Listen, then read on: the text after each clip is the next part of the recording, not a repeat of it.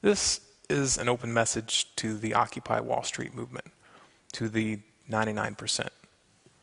Revolutions are dangerous and unpredictable beasts, and for a population to enter into one without fully understanding what's at stake is a lot like handing a loaded .45 automatic to a toddler.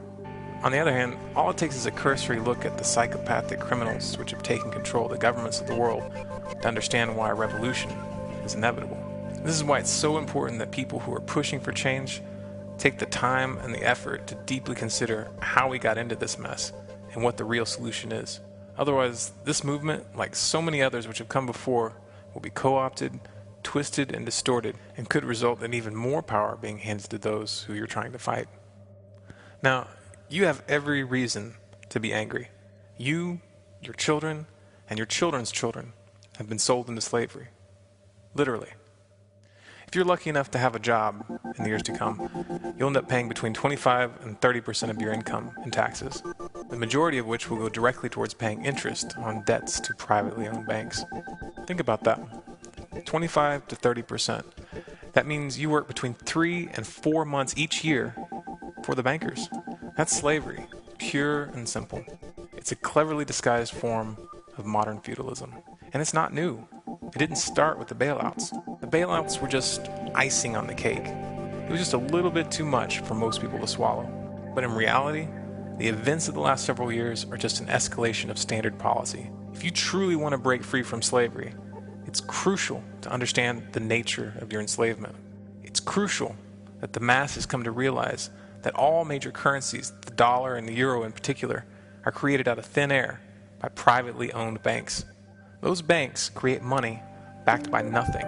Then they loan that money out to governments in exchange for bonds, which are really just promises that the government will extract that money plus interest from the public. That money is extracted from the people in the form of taxes, and those taxes are taken at gunpoint.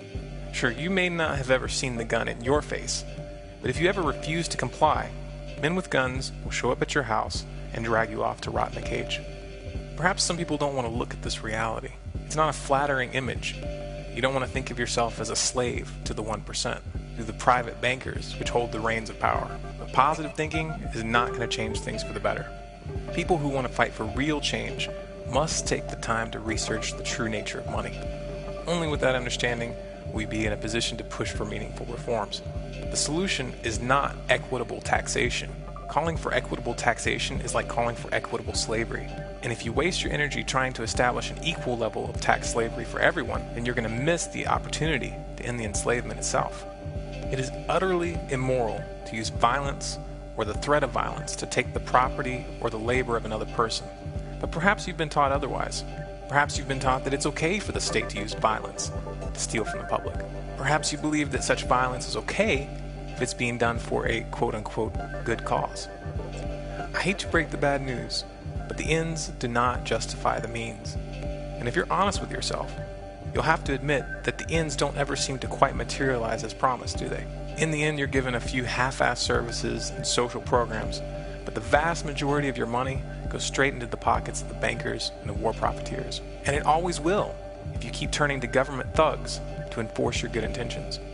You might think that you can change this by creating new laws and regulations, but the fatal flaw in that line of reasoning is the simple fact that if private bankers are allowed to continue creating money, the financial powers that be will always end up using the government like a sock puppet. And those new regulations, as well-intentioned as they may be, will only end up consolidating their power.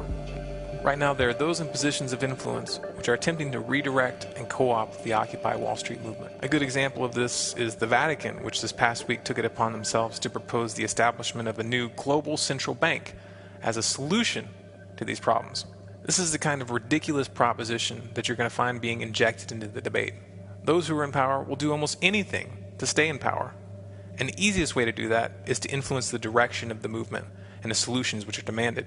Those who created the problem, the real powers that be, don't mind when you react, just as long as they are able to direct that reaction towards artificial solutions which funnel more power into their hands.